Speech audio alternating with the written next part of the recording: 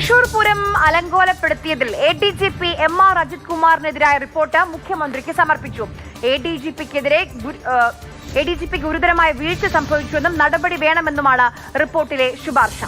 അനന്തകൃഷ്ണൻ വിവരങ്ങളുമായി. അനന്തൻ, മുഖ്യമന്ത്രി എന്ത് നിലപാട് ADGP MR അജിത് കുമാറിന്റെ കാര്യത്തിൽ സ്വീകരിക്കുന്നുവെന്നത് രാഷ്ട്രീയമായി വളരെ പ്രധാനമാണ്, പോലീസിംഗിൽ വളരെ പ്രധാനമാണ്, എല്ലാവരും ഉറ്റുനോക്കുന്ന ഒരു തീരുമാനമാണ്.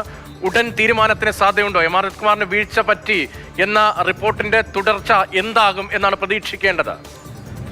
രതീഷ്, മുൻ സംസ്ഥാന പോലീസ് മേധാവി ഷേഖ് ദർവേസ് സാഹിബ് നടത്തിയ അന്വേഷണം, ആ അന്വേഷണത്തെ തുടർന്ന് തയ്യാറാക്കിയ റിപ്പോർട്ട്, ആ റിപ്പോർട്ടാണ് അദ്ദേഹം വിരമിക്കുന്നതിന് മുൻപ് ആഭ്യന്തര വകുപ്പിന് നൽകിയത്.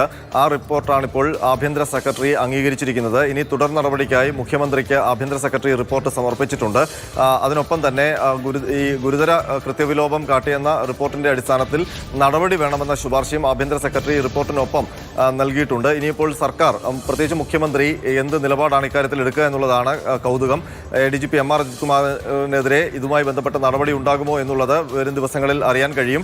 ഏതായാലും സംസ്ഥാന പോലീസ് മേധാവി ആയിരുന്ന ഷേഖ് ദർവേസ് സാഹിബാണ് ADGP MR അജിത് കുമാറിനെ സംബന്ധിച്ചുള്ള അന്വേഷണം നടത്തിയത്. ആ പ്രധാനമായും അന്വേഷണം ADGPക്ക് ഈ തൃശൂർ പൂരം കലക്കലുമായി ബന്ധപ്പെട്ട ഏതെങ്കിലും തരത്തിലുള്ള വീഴ്ചയുണ്ടോ എന്നുള്ളതായിരുന്നു. ആ വീഴ്ച ഉണ്ടെന്നാണ് കണ്ടെത്തിയത്. അതിൽ പ്രധാനപ്പെട്ട വീഴ്ചയായി DGP കണ്ടെത്തിയിരുന്നത് സ്ഥലത്തുണ്ടായിട്ടും പൂരം അലങ്കോലപ്പെട്ട ഘട്ടത്തിൽ ഇടപെട്ടില്ല എന്നുള്ളതാണ്. ADGP റാങ്കിലുള്ള, പ്രത്യേകിച്ച് അന്ന് ക്രമസമാധാന ചുമതലയിലുള്ള ADGP ആണ്.